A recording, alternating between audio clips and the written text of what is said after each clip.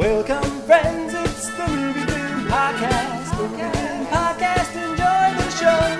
Zachy and Brian are talking about movies. Movie Film Podcast on the radio.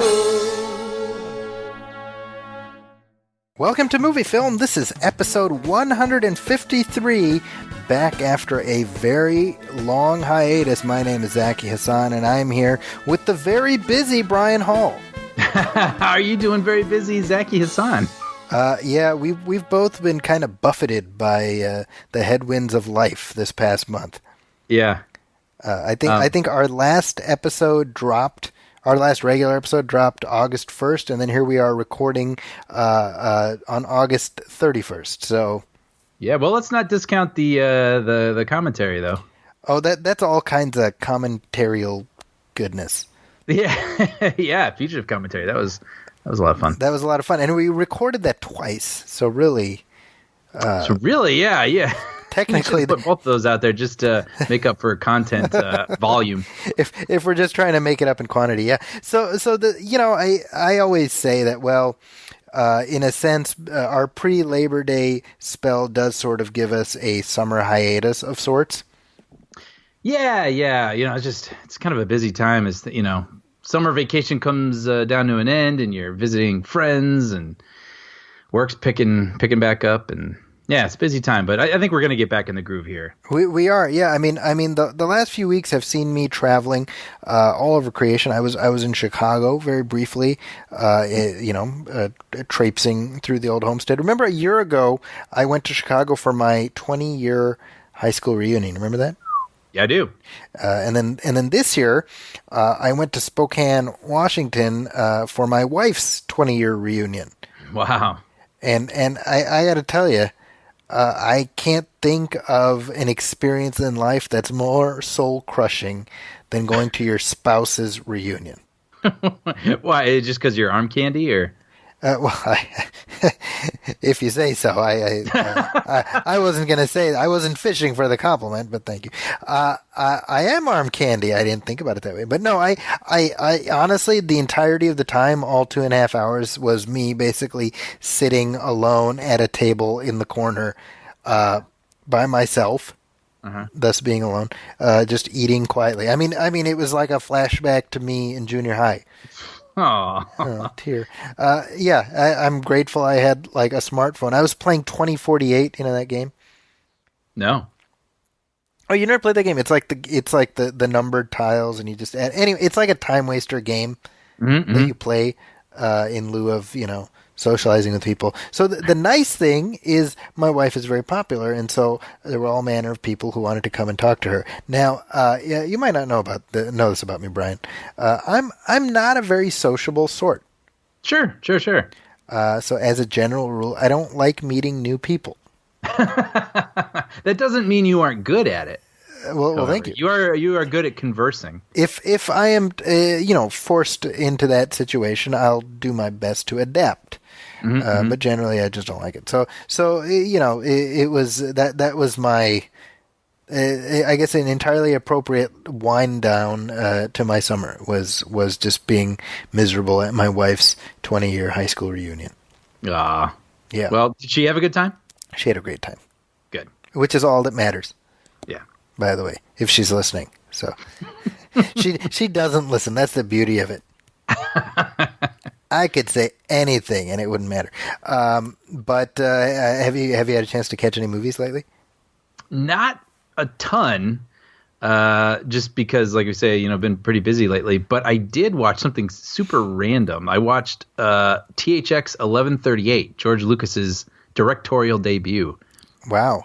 And the reason that happened was because I saw a theater, I think in Santa Monica, was going to do a double feature of this and Duel, Steven Spielberg's directorial debut. And I was like, man, what city in America is going to play those things back to back, projected on a big screen? I was like, I have to get to this.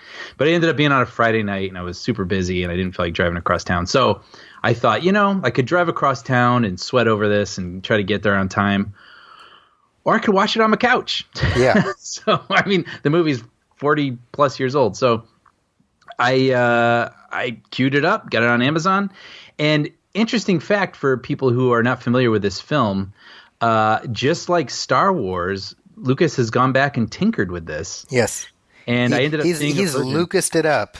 Yeah, which I was really surprised. And I was a little disappointed because I really wanted to see, George Lucas's vision from 1971. And I mean, this movie, it's a hard movie to recommend because it's very stale. Yes. And especially in the middle, there's like this really, really long scene where these people are in a white room just forever.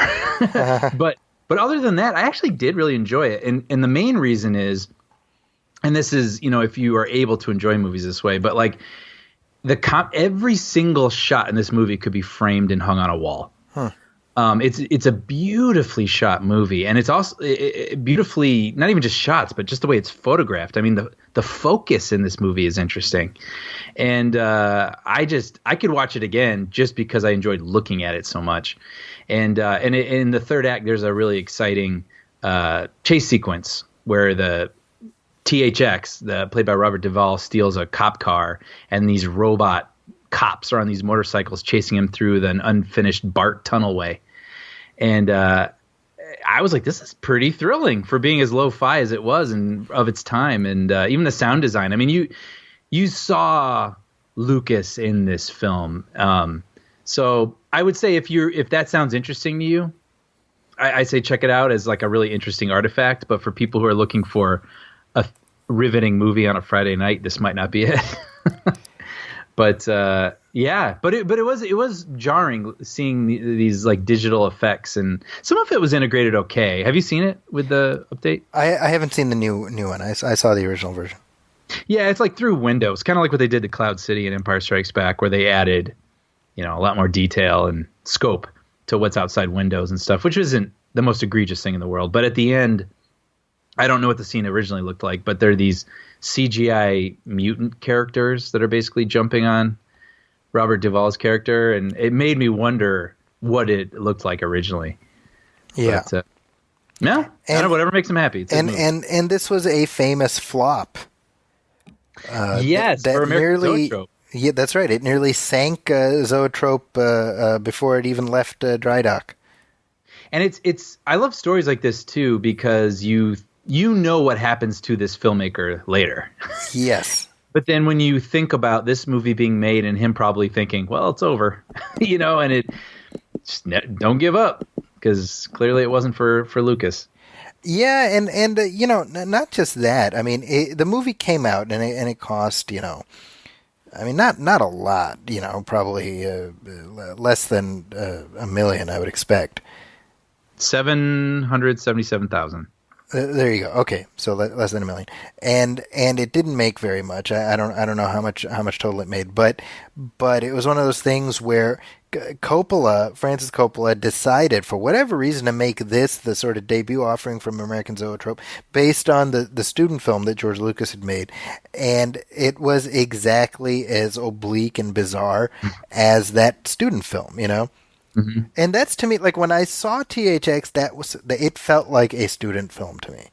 Yes, a big budgeted student film, for sure. It had the sort of pseudo profundity of a student who thinks he's more sophisticated than he is, Yeah, well, yeah, it's a dystopian future, 1984. But even blah, blah, like blah. When did this come out? Like 71, right? Yeah. It was already like a pastiche. Right. But it was it was an earnest pastiche. Oh, for sure. For sure. And as easy as it is to, and everything you're saying is correct, but I definitely see the brilliant filmmaker in there. Yes, yeah.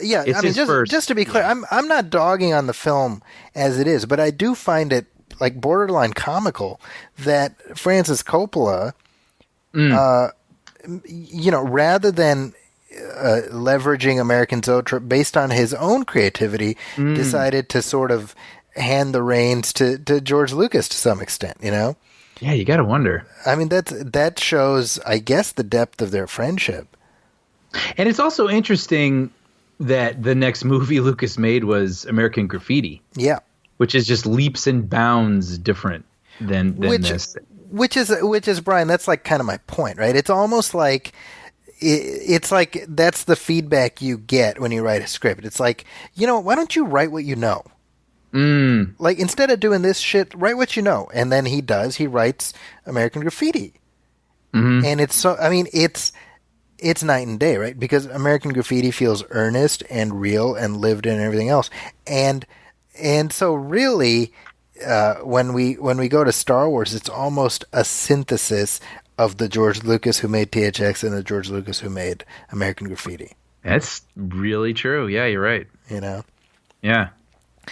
So interesting stuff. I absolutely, if you haven't seen it, it's worth having that movie in your film vocabulary. Yeah, if it sounds like it piques any interest, us talking about it, you'll probably find something to enjoy in it's not a date 81 movie. minutes.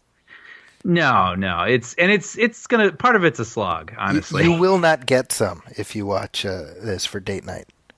Yeah. Yeah, it'll be the first and last date night, probably. Probably, yeah. Well, I saw. I've been making a go of Spike Lee movies of late.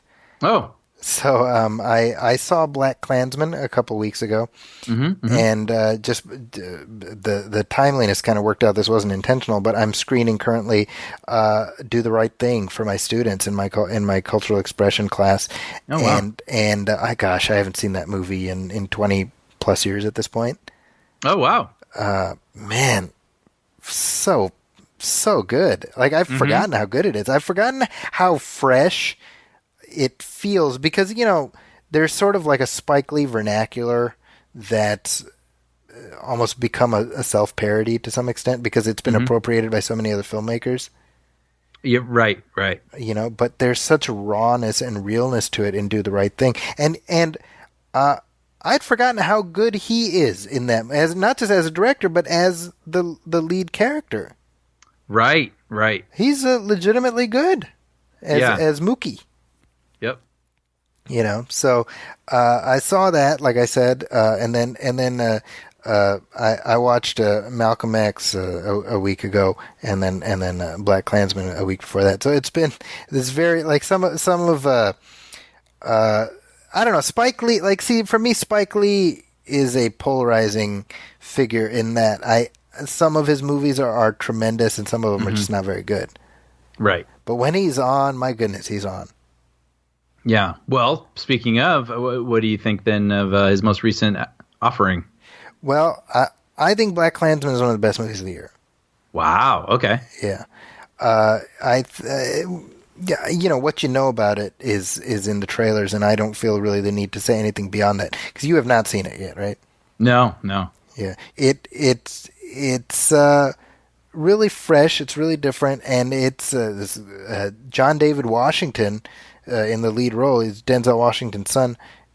Is just a revelation. I mean, he's fantastic. Wow, really? Yeah, it runs in the family. Yeah, I mean, it really. It's like clearly genetic. Acting is a genetic talent in that family. Definitely, there's certain moments in the film where you're like, all right, this is like his first big acting gig. But I think that it's a great start for his career. Yeah. It's like Straight Outta Compton, right? You've seen Straight Outta Compton, right? Yeah. Oh, yeah. Like O'Shea Jackson Jr. in that movie, he's fine, right? But you watch that movie, you're like, he's not an actor. Like, this is the first time he's acting. Yes. Yes. He's got the look. He's got the look. I mean, clearly he got the gig, at least partly because he's a dead ringer for his dad, right?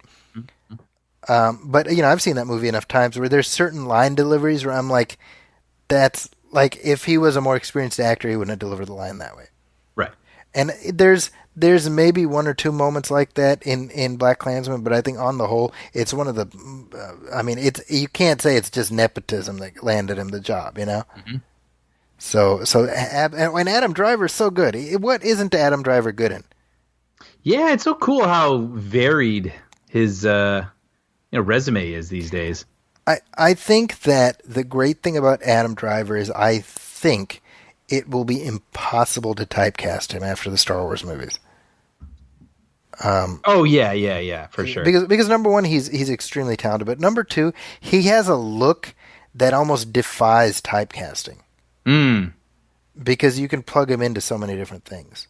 Mm-hmm. Yeah, that's true. He's not classically handsome. He's not leading man handsome, but he's interesting. He's got an interesting face.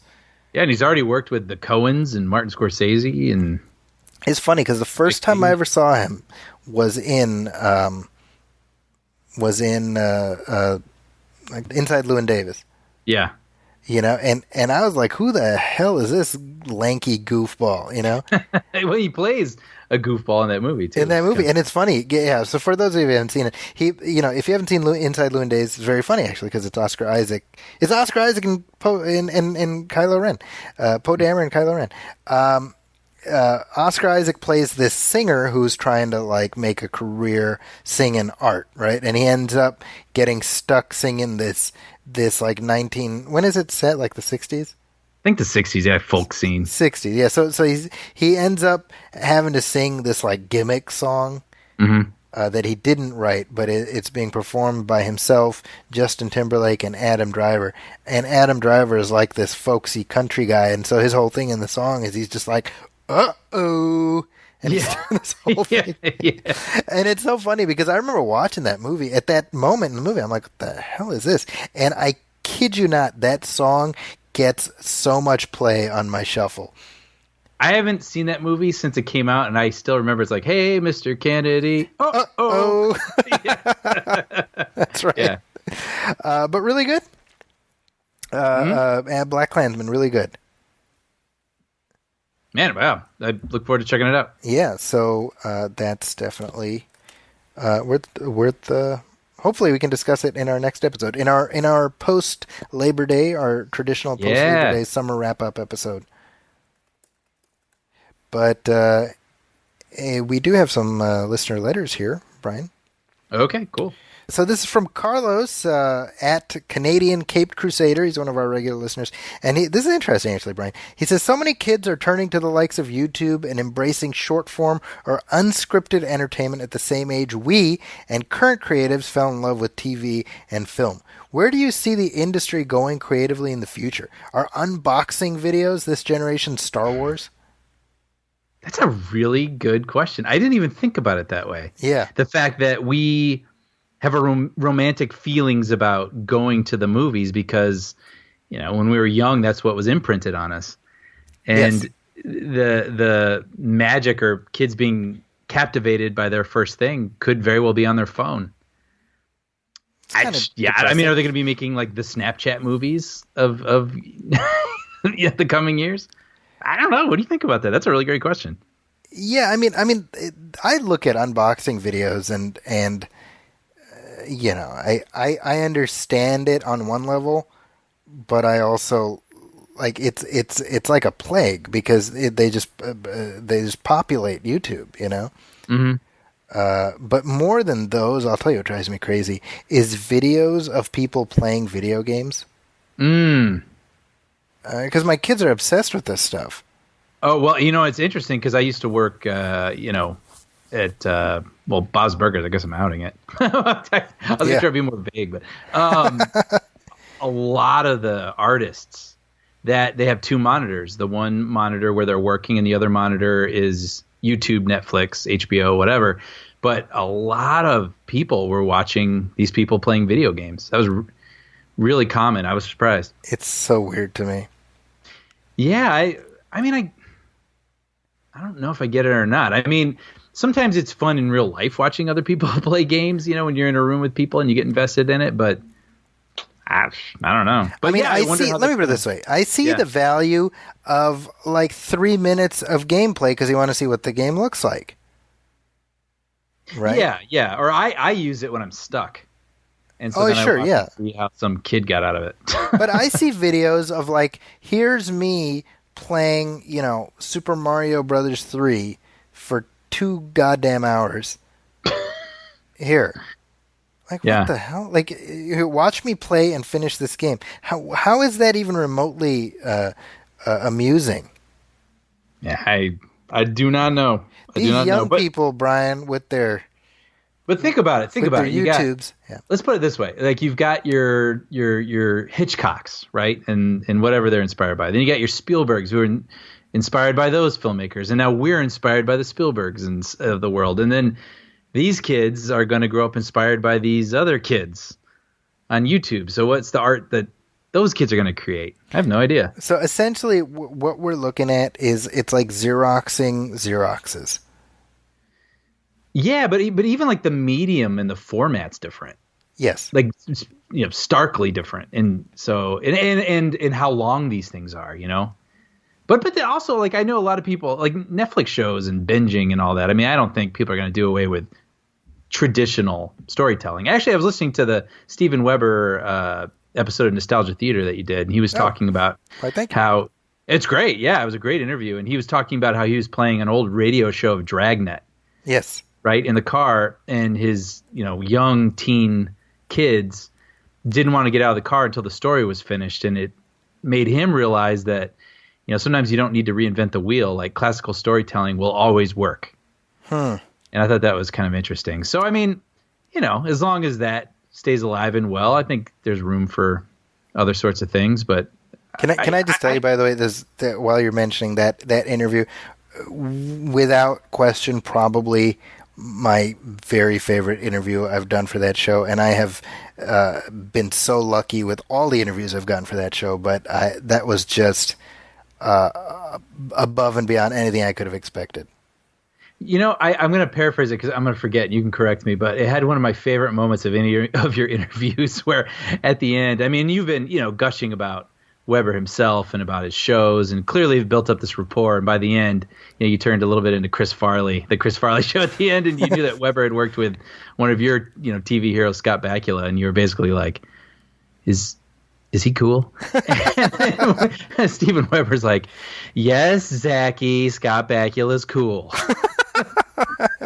It was so funny. It was so perfect. Yeah, I could not have asked for a better reaction to that question, because that question was like a coin toss, you know? Oh, totally. But you guys had totally built up a thing, and it was funny that now he's like joking with you. Yeah, such a thrill. Yeah, that was a great one. I don't mean to use like this show to hype up the other show, but folks, if you have not listened to that episode of Nostalgia Theater, I really do hope you'll check it out, because I'm very proud of it. Oh yeah. No, I mean, I brought it up because it was good. Thank you. But yeah, so that's Carlos's question. Here's one from Tyler Kloster at Twitter, and he says, if Christopher McQuarrie decides not to take a third turn in the Mission Impossible universe, who would you like to see take a shot in the director's chair? Fallout was my favorite summer movie, even more than Infinity War, though I still consider Rogue Nation to be the franchise's high mark. I don't know, but I hope he does do it his third go, because I feel like he's created a bit of a trilogy for his time being there, or the potential for it. Yes. So I would sort of like to see him wrap that up in a way. I don't know. What do you think? I will be shocked if Christopher McQuarrie is not back for the next Mission Impossible. I agree. That being said, you know who I would love to see do something like this? Somebody off the wall, an off the wall choice. I don't mean like Sacha Baron Cohen or something, but like a Jordan Peele or a John Krasinski. Yeah, well, and that's what the thing, when you say that, that's so funny because it's so wildly different, but that's kind of what Mission Impossible has been up until now, where Yes. it's like you get these directors who have distinct visions and you see them interpret the same tropes, you know? And I say tropes lovingly because I love the tropes of those films. So, yeah, I mean, I'm going to stick with, I would like to see McQuarrie sort of wrap up what he seems to be doing right now, but I hope they don't stop making these movies, and I would love for them to just throw in all sorts of people in there and see what they come up with. Why not? Here's my question, and this is not something Tyler's asking, but does this movie series have a life past Tom Cruise? That... And Jeremy Renner is very curious to know the answer to that question. I would hope so. I would hope they would find a way, but will they ever be the same without him? Like, absolutely not. Yes. Absolutely not. So I these things find a way, like Bond and those sorts of things. But I mean, Tom Cruise is currently the reason we all love these movies. So when he ends up leaving, they got to have Ethan Hunt make a heel turn, just like the IMF leader before him. That is a good way of making people understand who may not have understand how betrayed you felt by the first film. Right? I'll show them all. Yeah. Yeah, maybe that was the plan all along. It's a very long game, 20 plus years. Here's a comment that was left by Rob Kelly on our last commentary track, our Fugitive commentary track.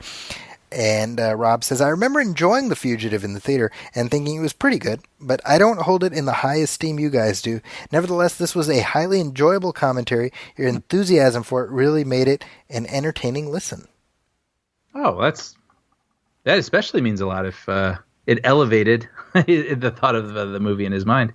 And that, yeah, I mean, I definitely feel like The Fugitive means a lot to a specific group of people. Yeah, speaking of imprinting, I mean, we were like young teens. Yes. So it was maybe one of the first few good action movies we ever saw. So it definitely burrowed itself in. That was, I mean, when you think about it, that specific era, if we think of it like Die Hard, the Lethal Weapon movies, the Die Hard movies, the Lethal Weapon movies, Fugitive, Speed. Mm-hmm. It's not a bad little run there of like really quality action flicks. And they don't make them like that anymore. No. And I'm a little too tired to articulate it, but like I completely agree with you. I hold Speed in as high regard as Die Hard. Sure. Like, I think, and it's interesting that I think people are familiar with it because it's the bus movie, but you don't see it a lot. I wonder if part of that is because the sequel shit the bed so thoroughly. Yeah, you got to wonder. I know that comes up about The Matrix too, and to me, I mean, I'm the type of person where I don't care. Like if I like the first one, I'm always going to love the first one, but I wonder how that does affect people's memories. It's, I was talking with my students yesterday, and I was making this point that, like, the movie industry as it exists now has essentially squeezed out mid-budget, mid-level movies. Mm-hmm. So you've got these micro-budget surprises like A Quiet Place or what do you call it? Get Out. Mm-hmm. And then you've got your mega budget, your Transformers and your Infinity War and whatever else. And I'm like, well, where does that leave your Die Hard? Mm-hmm. Like original Die Hard. Mm-hmm. Where does it leave your original Speed? Right. Right? Because that kind of, you wouldn't get to make that kind of movie today. I mean, when I say they don't make them like that anymore, I mean it. There's just, where are those movies like that? I mean, would you think Skyscraper is one of those movies? I think that it's probably the closest we've gotten to that of late. Mm-hmm. But even that, I would argue, it's a franchise movie in that The Rock is the franchise. Mm-hmm. Mm-hmm. Right? And you can't say that about the first Die Hard. Correct, right. Because we, as we talked about in our Die Hard commentary track, I mean, Bruce Willis was not a draw at that time. You can't even really say that about the first Speed, because arguably, Speed is the first test Keanu Reeves had in a purely action role. Mm-hmm. Maybe Point Break, but Point Break was sold on Swayze just as much, Yeah. Right? I forgot that came before. Yeah. But like Speed was a test of Keanu Reeves as action hero. Mm-hmm. Where's the equivalent to that today? Yeah, I don't know. I mean, I guess Krasinski maybe in that 13 Hours film or something. Yeah, I suppose, Yeah. I mean, and that movie didn't really perform, so, know. That's telling you something, I mean, I think part of this is the preponderance of other venues, A lot of these are like, oh, well, I'll just catch it on Netflix or whatever. Mm-hmm. Mm-hmm. And so it's getting squeezed out, and that's unfortunate. I mean, it's unfortunate for that. It's unfortunate for those mid-range movies that I think appeal to a slightly older audience. Right. And that audience is being largely ignored. Yeah. You know. Come on, guys. Yeah, get with it, will you? And I don't think the Disney Fox merger is going to help things in that regard. By the way. No, yeah. It's just making the field even smaller. Yeah, exactly. It's just narrowing it. A couple new reviews up here on iTunes while we're talking listener letters. So this is from Sam Loves Movies. And he says, I very much enjoy listening to you guys talk movies and just having you in the background while I do my work or dishes. It's just fun. As someone who doesn't really have many friends who enjoy movies as much as I do, it's awesome when I can just come here and listen to a very entertaining podcast. So just stay awesome and keep putting out content, and I'll keep listening. Oh, That's nice. Yeah, thank you. This is from Mike Snyder. It says, Zachy and Brian give a great conversation that's knowledgeable, insightful, while never coming across as condescending. Just guys who love movies and love talking about them. I was late to the game, but their RoboCop commentary brought me on, and I was immediately won over. Pleasant on the ears, podcasting fun. Oh, wow. Man, these are really nice. That's a nice one there. So I'll let all of y'all savor the taste of those reviews and let you ask yourself why you haven't posted a review yet, if you haven't already. And you can think about that while we take a break right now.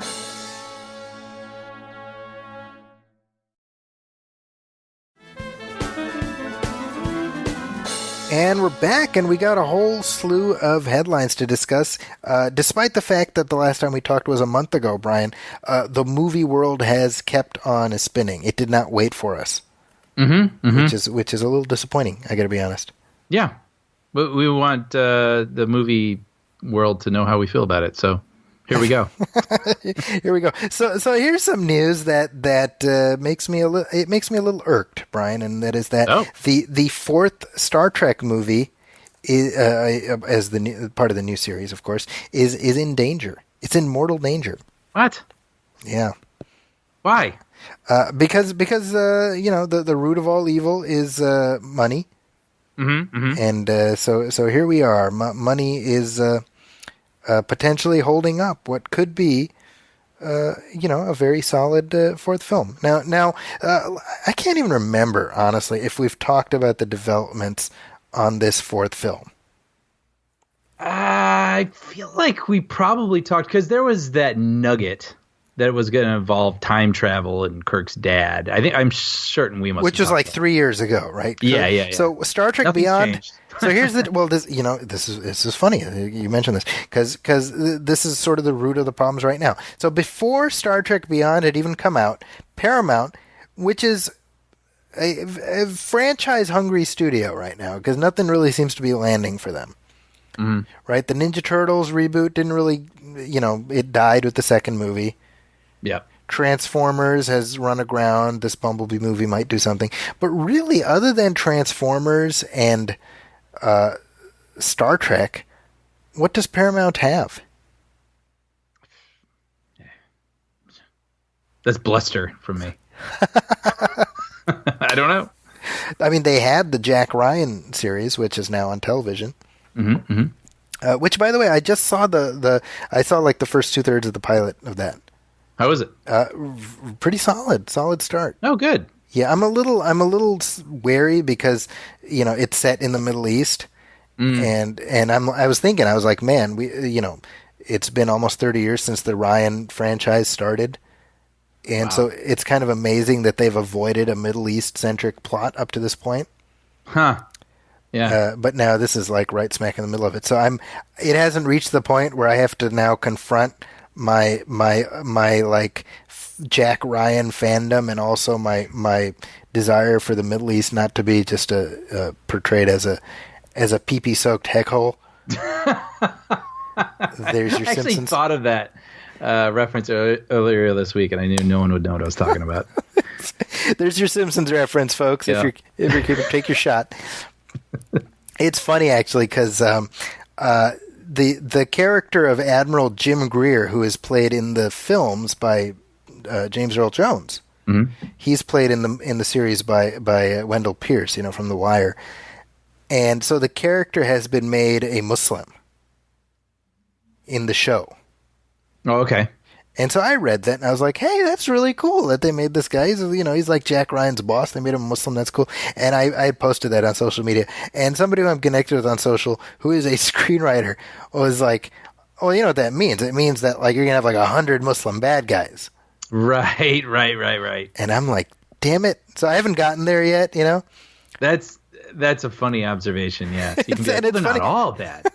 You see. Yeah. Now, worth pointing out, actually, about the Jack Ryan show is the Muslim advisor on that show is a friend of mine, Omar Muzaffar. Really? Yeah, who is also a film critic. He writes for RogerEbert.com, and we've had him, me and Pervez, we've had him on our Diffuse Congruence podcast. Whenever the Star Wars movie comes out, I do a Star Wars episode with Pervez on Diffuse Congruence, and Omar is he's our guy who always comes on to talk Star Wars with us. That's cool. Yeah, so he actually, to whatever extent he was able to make a difference, he did try. So that's kind of an interesting piece of trivia.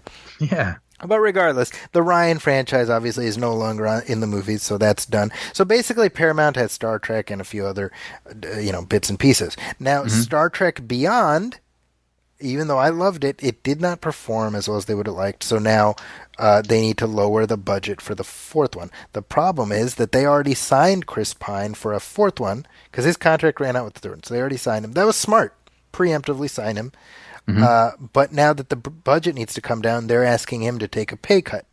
And he's like, man, F that noise. I don't know if that sounds just like Chris Pine. That's Chris, is that you? And in addition to Chris Pine, Chris Hemsworth was also announced as being in the story like 3 years ago, whenever that was. And no, 2 years ago, right? 2016. Yeah, 2 years ago. And he's like, hey, I'm effing Thor. I thought you were going to do the same thing. Yeah. Man, F that noise. Man, F that noise. He's like, give me Thor money, right? Yeah. And Paramount's like, man. They're like, you're sore? You need sore money? Right? So essentially, the point is that both the Chris's, there's a confluence of Chris's. It's a Chris crisis. Confluence of Chris's. That sounds like a book. It sounds like an Encyclopedia Brown mystery or something. Yeah. Anyway, the Chris confluence. That would be like a Ludlum. Yeah, you just change it slightly, and it sounds like a children's book, and then like a airport novel, and yeah. So these Chris's are crossing, creating a crisis. I need to lie down. It was all worth it, Zachy. It was all worth it to me. That's what this month was about. It was about waiting for that. So anyway, they're like, hey, see you later, toodles. And so that's putting this movie in jeopardy. However, is it really in jeopardy? And I want to get your perspective as somebody who does work in the industry. What do you think? Do you think this movie gets made? I think so. I think because, it's Star Trek. You know what I mean? Like, it's got to get made. I just wonder how they're going to get there. Yeah.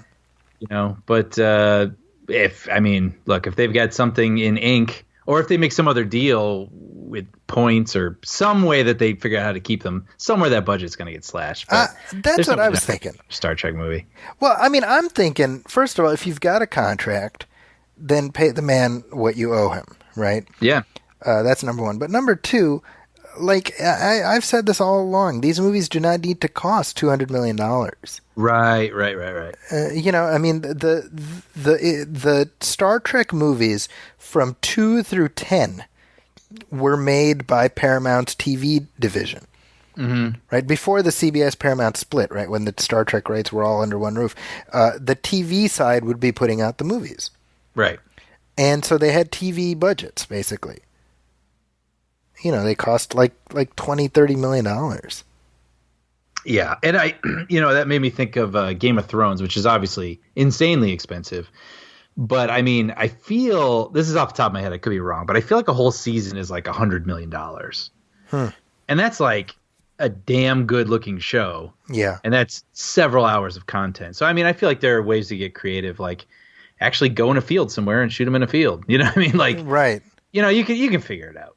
Yeah, so Paramount, don't screw this up, is my point. Because there's talk, and I don't know how much of it is serious talk. There was one guy, this producer Adi Shankar, who's like, oh, Star Trek, we don't need Kirk. And I'm like, if you have Spock and Sulu and McCoy, you need Kirk. Yeah. That's just how the math works, Right. Don't recast it because you should not have been able to recast that role. Mm-hmm. And somehow Chris Pine got revealed from on high, and you got a second bite at the apple. Don't screw it up. Pay the man what he's owed, Yep. and cut the money from elsewhere. Agreed. The movie's being directed by S.J. Clarkson, who's a TV director. She is the first woman to direct one of the Star Trek movies, which is kind of a big deal. Put the budget down. There is a Star Trek audience, but it has a ceiling, so budget it accordingly. Yeah, and that's probably a good thing that related to what you said. If she knows television and knows how to work quick, and Yeah. Also, worth mentioning while we're talking Star Trek is on the TV side, they've signed Patrick Stewart to reprise his role as Captain Picard for a limited series of some kind that's going to be an exclusive to CBS All Access. That's pretty cool. Well, how do you feel about that as a fan of Next Generation? I think that, obviously it's a chance to visit with Captain Picard again. Come on. Is that something I ever thought we'd see? Right? Right. We're coming up on 20 years nearly since let's see, it's about 16 years since Star Trek Nemesis, which was the end of the Next Generation movies. And as far as I was concerned, well, I guess that's the end of it. So they've come up with something. And, Alex Kurtzman is kind of like shepherding the TV side of Star Trek now. He came up with some idea that got Patrick Stewart to want to come back. Mm-hmm. So I have no idea what to expect, but I'm fascinated by that. My only thought is this, is this another farewell? Is this, Han Solo walking onto that catwalk? I'm like, am I ready to say goodbye to Captain Picard with such finality? Man, I don't know. With that medium specifically, it feels like a limited series. If it goes well, then I don't know. You don't want to box yourself in, right? But Patrick Stewart is like pushing 80, or 70. Oh, is he really? He's like Harrison Ford's age. Okay. Right, so I don't think he's in a hurry to good. play. Say that again. He looks good. Well, that's the thing, right? It's kind of funny because Patrick Stewart. I guess this is the one advantage of going bald early, is you pretty much you just stay at old. Sure. So basically, you look at him now, and you look at a picture of him from like when Next Generation started, when he was like 44, 45, Right. and you're like, well, he looked old then too, Sure. Well, yeah, the look. Aside from say wrinkles or something, yeah, he looks relatively similar. He is well preserved for his age. Well preserved. That's a good way of putting it. There Yes. you go. So hey, you know what? It's Captain Picard. Of course, I want to see it. I think. I've said this on the Discovery podcast that I co-host with Chris Clow, etc. But Patrick Stewart as Captain Picard is a character who I feel is sorely needed right now. I saw him as a kid. Obviously, I looked up to him in some fashion, but I always, Captain Kirk was my Star Trek hero, and Captain Picard was like the other guy. Mm-hmm. Mm-hmm. But as I've gotten older and I've watched the show with my kids, I just see the wisdom of that character, and I see so much that I can try to emulate, that we should all try to emulate. Approaching problems from a democratic perspective. Like, let's hear from different people about how we should solve this. Be curious. Be willing to have complexity in your thoughts. It seems like we live in an age where none of those things are welcome. Mm-hmm. And so, if ever we needed Captain Picard to come back, it's right now. Well, let's hope that all those kids have subscriptions to CBS All Access. Yes, this is true. That's very true. So we'll see how that goes. But lots of Star Trek stuff happening. That Tarantino movie is still kicking around somewhere. That's really interesting. Which, if I were to guess, I would say it doesn't get made. But There are always possibilities. Who knows? Yeah. Moving on now, we're talking about sort of mid-level, mid-budget movies, and this is an example of the kind of movie that does not get made very often, but maybe it should. Mm-hmm. You're dead weight, Brian. I was like, do you want me to do a drum roll? Well, no, I was hoping you'd be like, yes, Crazy Rich Asians, and then you'd be like, let me tell you about this, Zachy. Yeah. Oh, we're not talking about Happy Time Murders. I see. We are not. Have you seen Happy Time Murders? No. Yeah, I don't think anybody did. That was gonna be a punchline, but yeah, no. But let's not spend any time on that one. Crazy Rich Asians. This is a movie that Zachy and I are both disappointed that we have not seen, so we could talk about it this week. But we will see it the other day. Yeah, because we just didn't have time, but we will see it for sure. But it's interesting because there was a lot riding on this movie. I mean, people really wanted to see this thing succeed because it meant a lot for representation on screen for a whole, race of people that don't get to be the complete leads of these types of stories. So this is a very big deal, and it was really exciting to see it succeed in its first week. But what's really interesting is in its second week, it only dropped just about 5% in box office. 1 week later. So, I mean, this movie's got staying power. It's like the real deal. So that's especially why, I mean, just for a myriad of reasons why Zachy and I are looking forward to checking it out so we can talk about it ourselves. We absolutely will be seeing it. And I've gotten multiple texts from people, as I know you have. I was just about to call them out. Yeah. Yeah. So we will be talking about it, but I mean, first of all, I've had like a crush on Constance Wu for a couple of years because she's on Fresh Off the Boat. Okay. And she's great on that show. So it's nice to see her sort of get a wider canvas here. But yeah, I mean, the drop is ridiculous. Oh, I mean, I don't have anything to compare it to at the moment, but I mean that's fairly unheard of. 5.7%.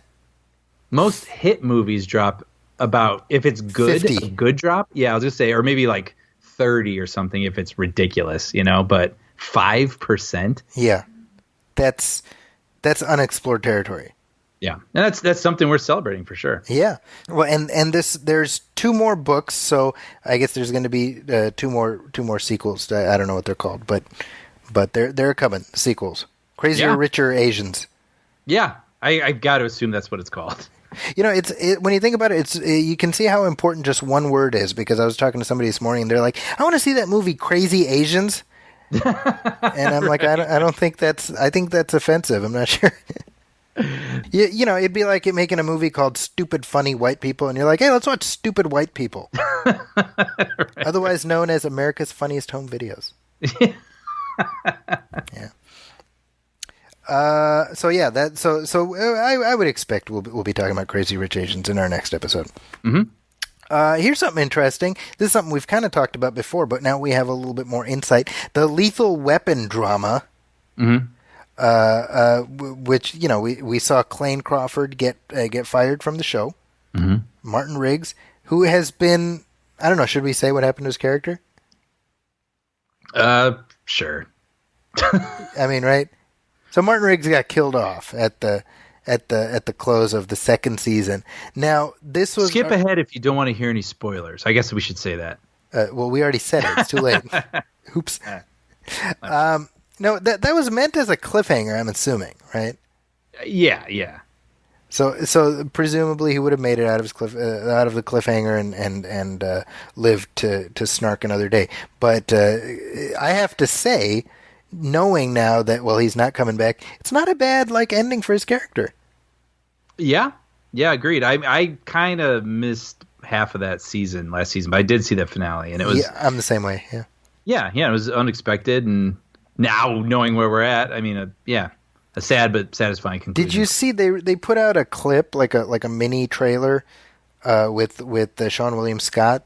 Did you see that? Ultra mini, right? Like 20 seconds? Yeah, exactly. Yeah. It's funny because I saw that and I'm like, why didn't they just cast him from the beginning? Yeah. Right? I mean, you're still going to get that same energy, even though he's playing a completely different character. It seems. Yes. He's Riggs-ish, Yeah, yeah, yeah. But anyway, so Clayne Crawford, friend of the show, Clayne Crawford, I might add. Mm-hmm. He gave a great interview here when was it? Like a little over a year ago. Mm-hmm. So he was talking to the Drinkin' Brothers podcast, and he essentially says he snapped when he was on the series. He says, "Did I make a poor choice? Absolutely. I shouldn't have lost it, and I felt embarrassed in the moment because I was belligerent. I was so angry because he was like yelling at an AD." Yes. Yeah. But here's what he says, and this is, I mean, this just sounds like it was a very unhealthy set to be on. Mm-hmm. He says, I knew they had those tapes, and they'd been blackmailing me with that. Anytime I had a problem with Damon Wayans, anytime I complained, it's like, this will come out and it will ruin your career. Mm-hmm. And he says, about Damon Wayans, he says, he made life miserable for me on this show. He didn't participate in table reads and wouldn't film in a church because he's a Jehovah's Witness. And he says he believes Damon Wayans is behind his reputation for bad behavior. And when we talk about tapes, do you mean specifically the tapes where he is bickering with Wayans? I think more than that, it's the one where he's like yelling at some guy on the set. Oh, right. You know, but I mean, to me, the thought I have is, does his career recover from this? I don't know. I mean, I don't mean to be glib. I don't really know what he did before this. From what I understand, I mean, he's been on a couple other TV shows, so I imagine he could show up on some sci-fi show somewhere. You know what I mean? Like, I have no idea. Sorry, man. I know it sounds really callous, but right? Don't you think? I don't know. I mean, it just seems like one of those things where our casting director is going to be like, you know, is this really worth the potential hassle? Yeah, you know, that's the thing. I mean, these things are sort of case by case, but things are sort of changing. Like, people are tolerating this less and less these days, it seems. Now that things are becoming more transparent. So, yeah, I don't know. Maybe whereas, say, 10 years ago, someone like this could recover possibly and slowly rebuild. I don't know. I don't know what it looks like right now.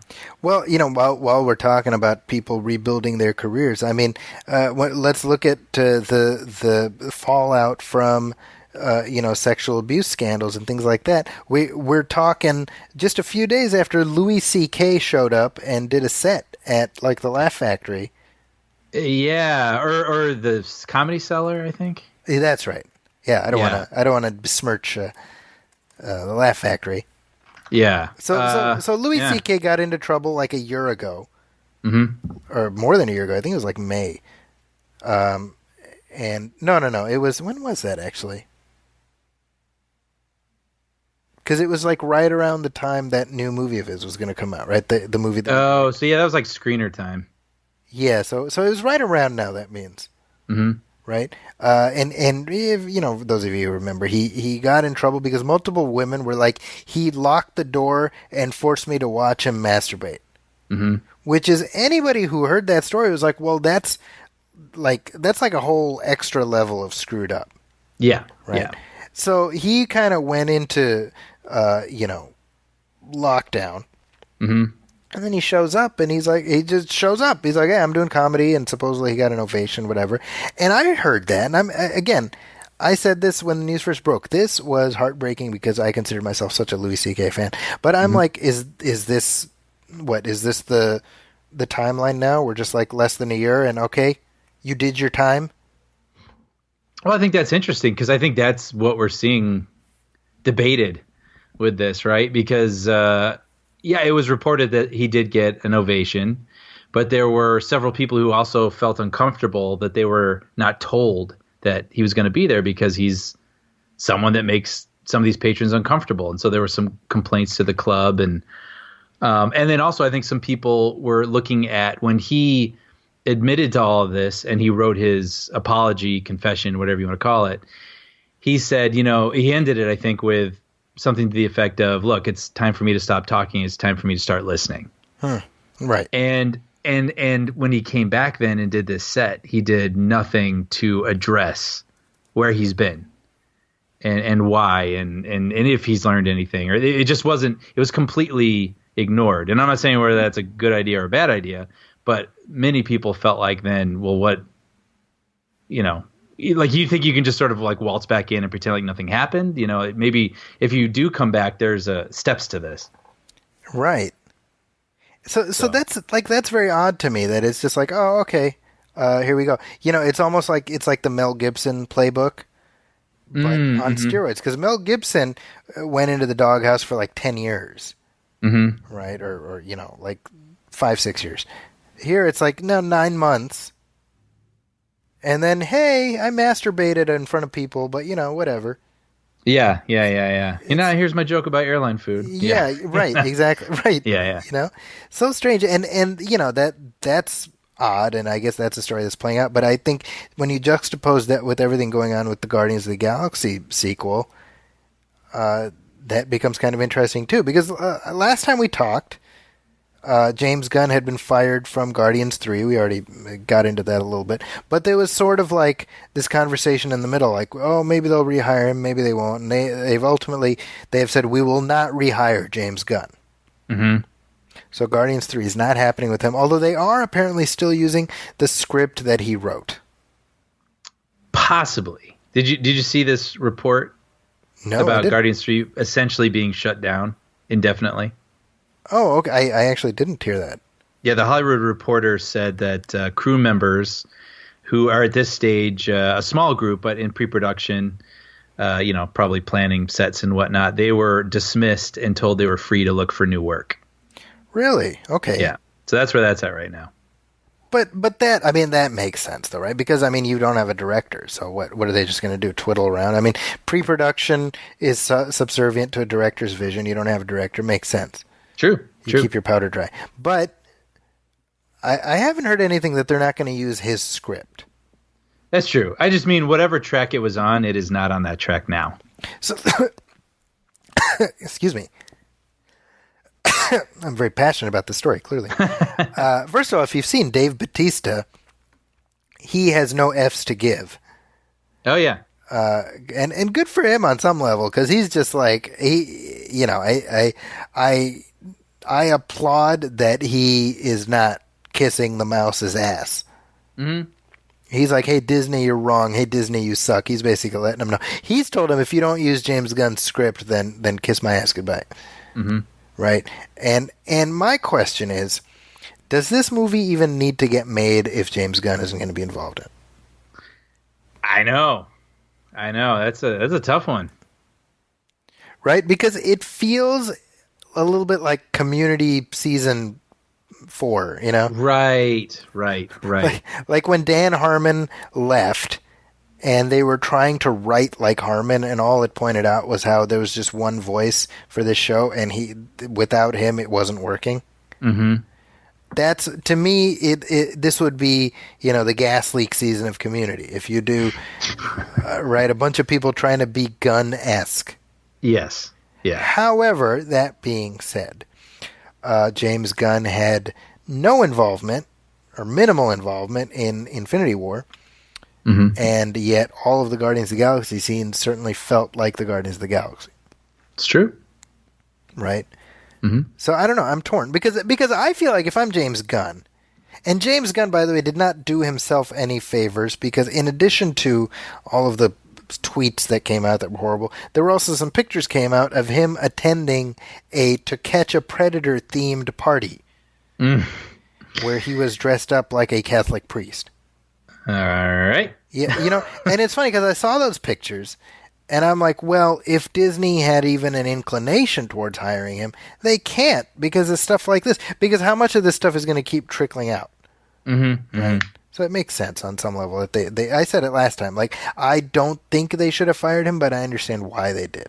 Mm-hmm. That's where I stand on that. Yeah.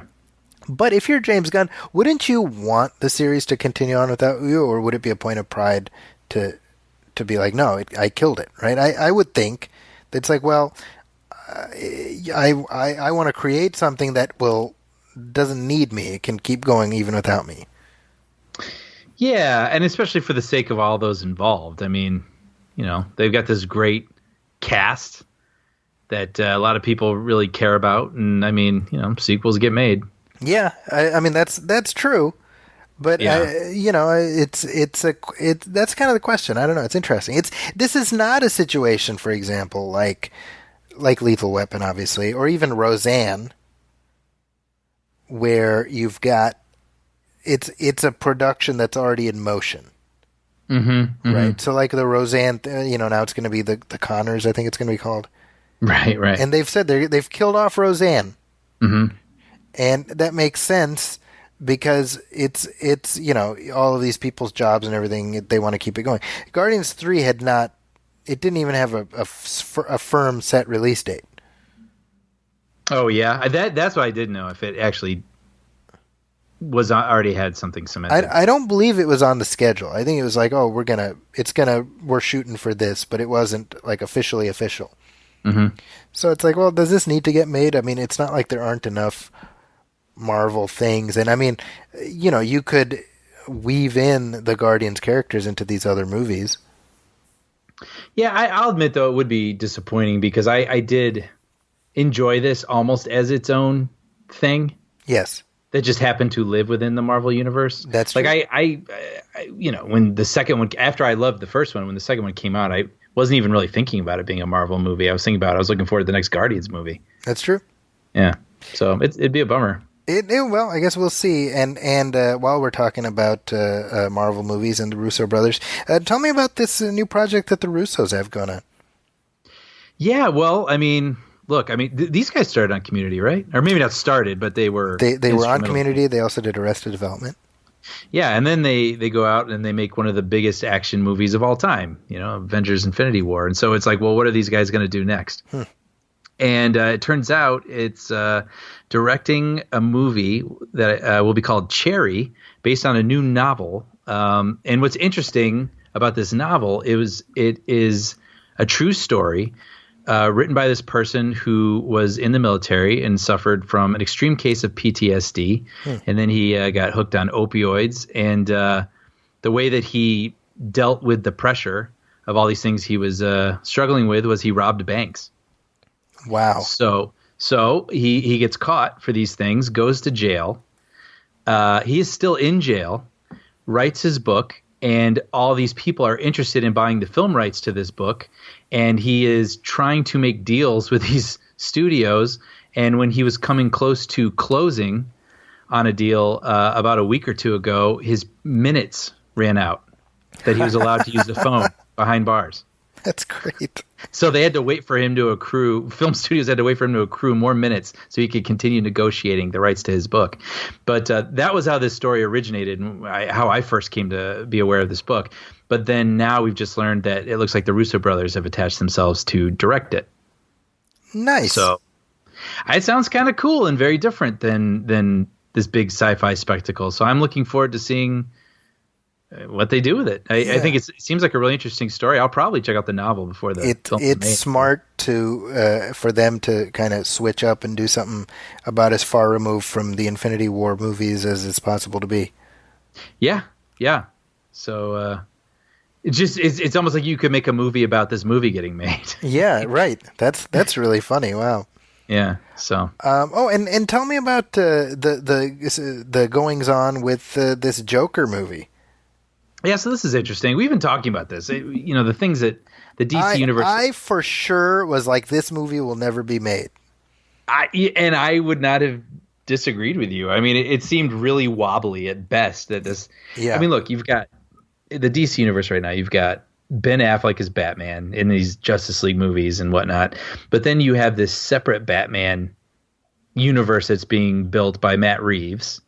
Right. Who we don't know who's going to be playing Batman in that. And then you've got Jared Leto, right, playing Joker in some of these movies. But then you hear that Joaquin Phoenix is going to play Joker in some other movie. Like, it's just very confused and jumbled up there. So anyway, that's why, rightly so, you could surmise that Joaquin Phoenix movie sounds interesting. And maybe they're just sort of trying to butter him up a little bit over there. And like, sure, we'll give you a Joker movie. But it looks like this thing is actually going to happen. And this is with director Todd Phillips of The Hangover. Yes. And just adding legitimacy to this thing actually ever existing, it was announced that Alec Baldwin was going to play Thomas Wayne in this thing, which was like, But then, So odd.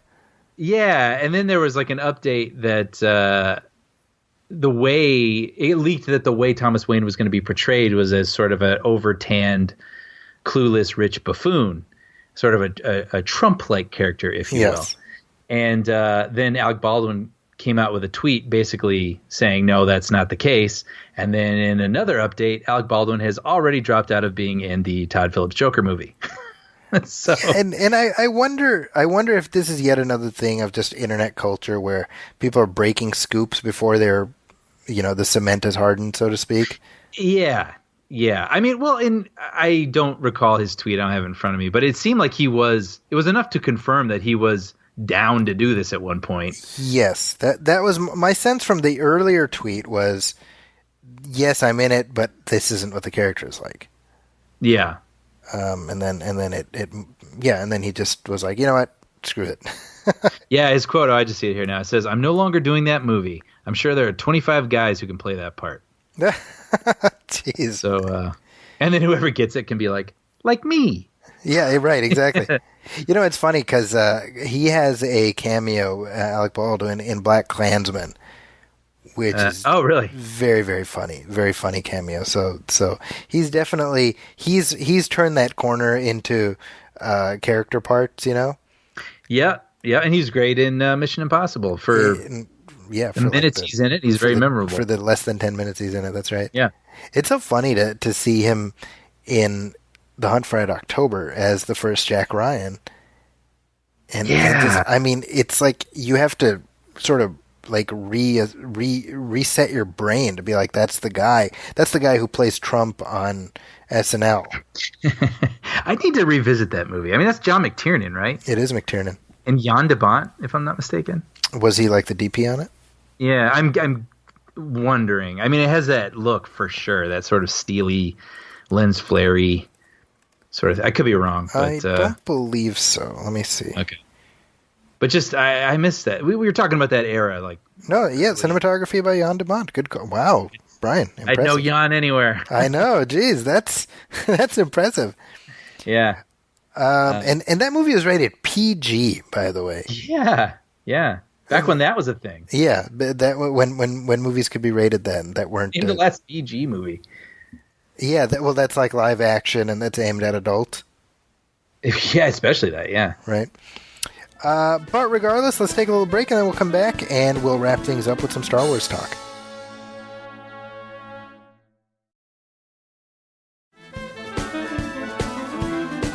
And we're back, and I hear some music, Brian. Ah, yes. John Williams. We'll be seeing him this weekend. Well, you will. I will be. Yeah, not W-E apostrophe. It's the Royal We. W-I-L-L. Yeah. Geez, where to begin? We got more casting news, which is kind of interesting. Matt Smith, who was Doctor Who for a while, right? Yeah.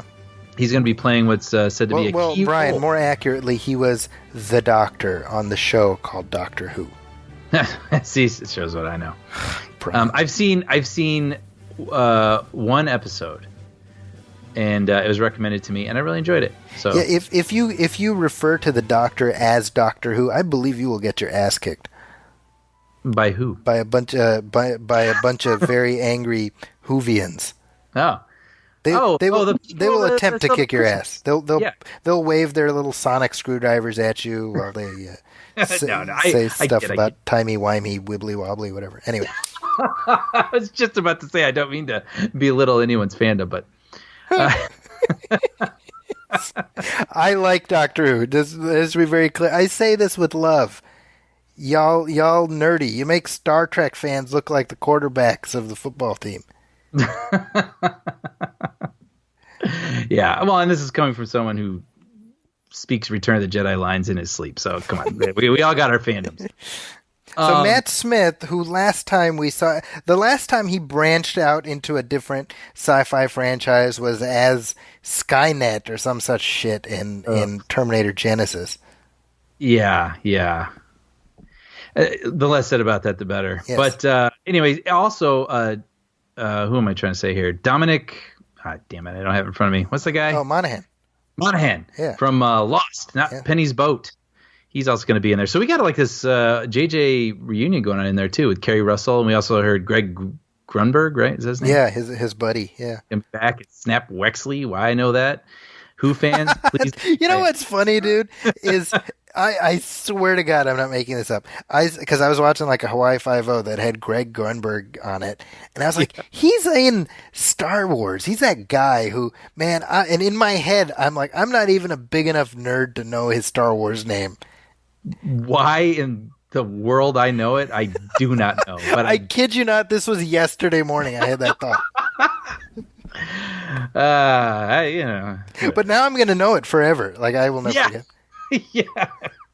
Snap Wexley. What a Star Wars name. I know. It's a perfect for like a pilot. That's up there with Jack Porkins. Yeah. No, I'm all right. But so that's that's interesting. And there's actually some set photos that leaked, which were kind of cool because you're like, hey, it's happening. Yeah. I saw it.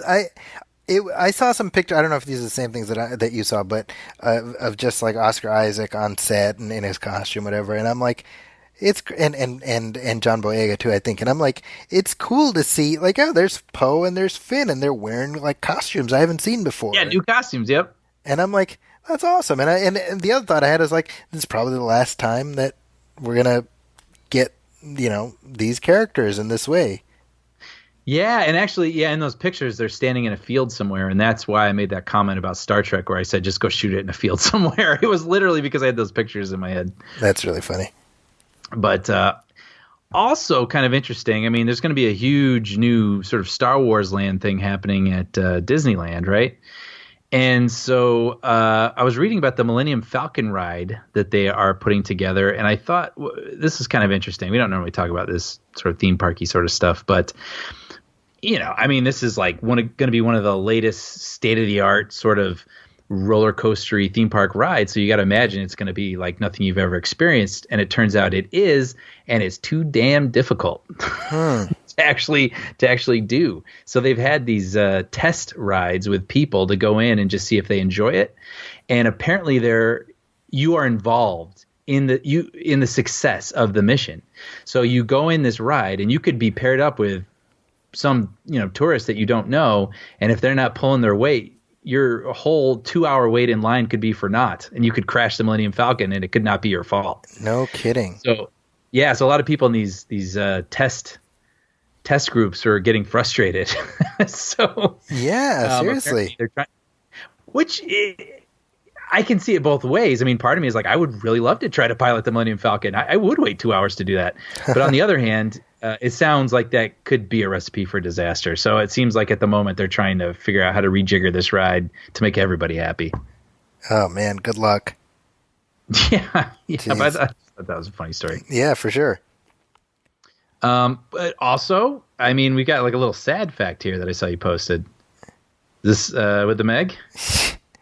Dude, this is just one of those, like, I saw this and I'm like, well, I guess this is just a sign of the times that Jason Statham and a giant dinosaur shark made substantially more than a Star Wars movie at the box office. Did you ever think you'd see the day?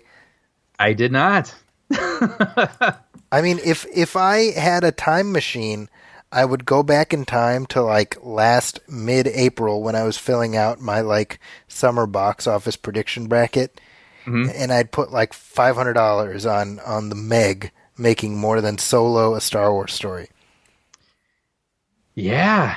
I mean, look, we were fans of that movie. I mean, within reason, like we thought it was a fun romp. I think it took us both by surprise, the meh response by a lot more people than you would have anticipated. We would have anticipated, but here we are.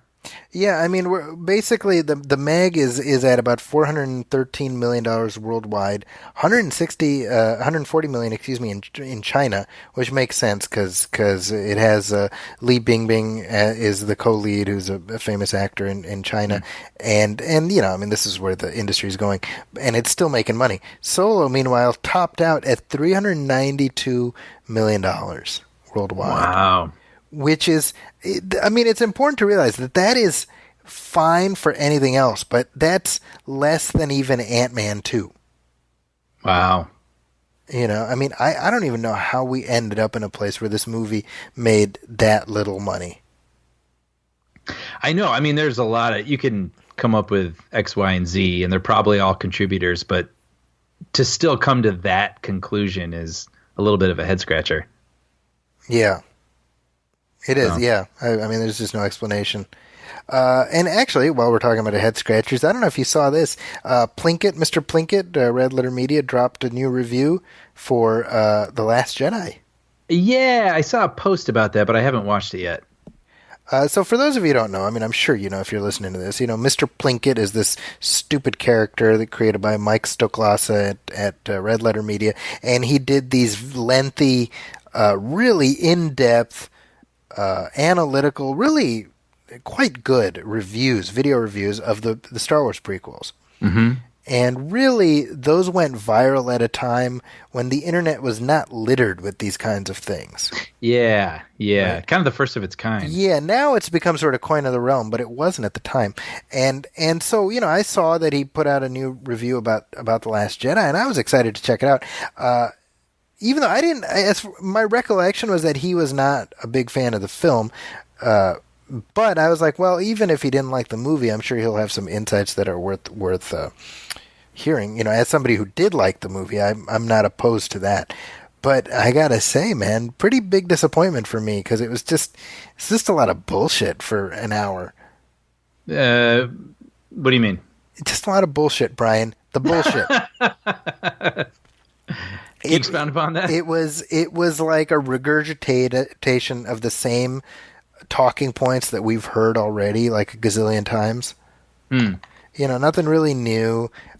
He didn't like the movie, and the you know, for the same reasons that like we've already heard. And I was like, well, maybe if this wasn't about a movie that's been talked into infinity, you know? Yeah.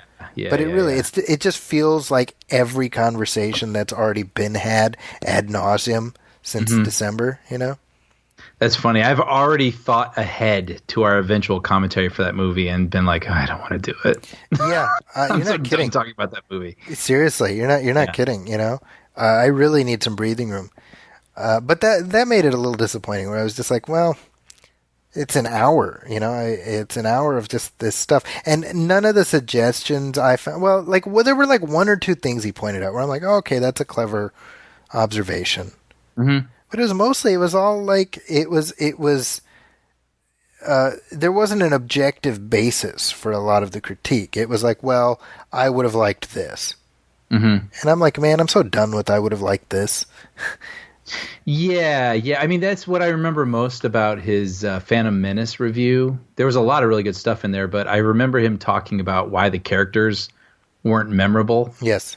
And he was like, what's Qui-Gon Jinn like? Yeah, I think he says say, describe him without saying who plays him or what he does. Yeah, without saying it, like, well, he's Liam Neeson. Yeah. And I was like, oh, wow. Right. Yeah.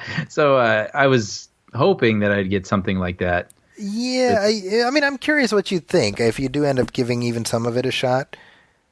I'm sure I'll get to it eventually. And I mean, word of warning to people, by the way, when he's doing these reviews, he's doing them in this character that's just insanely gross and right. Like the character is something you put up with because the insights are good. Yes. And so if the insights are not good, you're just like, well, why am I subjecting myself to this? Why am I wasting my life? You know? Question. Yeah. Quote. Yeah. Yeah. So that's out there. I'm very curious what you end up thinking about that movie, though. The video, rather. Yeah. But I think that wraps up this episode, Brian. Yeah, man. Well, hey, it's good to be back, and we're going to be back much sooner than it took to get to this. So I'll go ahead and say it. We will be back in just a few short days in the next week because we'll have our normal post Labor Day summer wrap up show. I'm looking forward to looking back. Speaking of Solo, that feels like forever ago. So it does, and it's coming out on digital in just 2 short weeks. Oh wow! So I'm excited to revisit that again. Yeah. And so as we wrap up this summer wrap-up episode, or post, pre-summer wrap-up wrap up, whatever it is, That's a wrap. Yeah. There you go. As we wrap up August, let's put it that way. Yes. Do you have anything you want to tell the audience about? Yeah, well, I mean, you can. I work for a show called Puppy Dog Pals. I write for it. It's on Disney and Disney Junior, and I think it's a lot of fun. And little kids enjoy it. People who love puppy dogs enjoy it. Actually, a friend of mine sent me a picture. He was bowling, and they had a huge projection television or screen or whatever over the lanes, and they were playing Puppy Dog Pals. How funny! Yeah, so I don't know. That's cool. So I hope it helps people bowl. Well, you'll be happy to know that my 4-year-old, we got him a Paw Patrol backpack. You son of a bitch. Yeah. I saw my wife came home with that, and I'm like, are you freaking kidding me? We're a Puppy Dog Pals family. We're a Puppy Dog Pals household. Yeah, I don't know what she was thinking. That's funny. She's like, they're all dogs. They're all puppies on patrol. I'm like, that's not even a show. Well, you know what? I'll bring my permanent marker and I'll fix it when I see you tomorrow. There we go. And as we wrap things up, of course, please do give us your feedback. Thank you so much for all the letters and comments that you sent us. We really do appreciate that. And if you do have more, you can hit like on our Facebook page, facebook.com/moviefilmpodcast, and leave a comment there or message us there. You can also email us, moviefilmpodcast@gmail.com, and contact us that way. If you're looking for me, you can find me on Twitter at Zacky's Corner. That's ZAKIS Corner. That's also my website, justadded.com. And I would love to hear from you. You can also check out the Nostalgia Theater show. We already mentioned the Steven Weber episode, but dropping at the same time you're listening to this, you can hear my interview with author Mark O'Connell about his new book, Watching Skies. I think that's a fun one. It's about Spielberg, Lucas, and movies that we all grew up on. So that's a fun one, so please check that out. And we'll be back, like I said, in just a few short days. So on behalf of my partner, Brian Hall, my name is Zaki Hassan. This has been Movie Film 153. Summer's over, and I'm ready for fall. Welcome, friends, it's the Movie Film Podcast. Enjoy the show. Zachy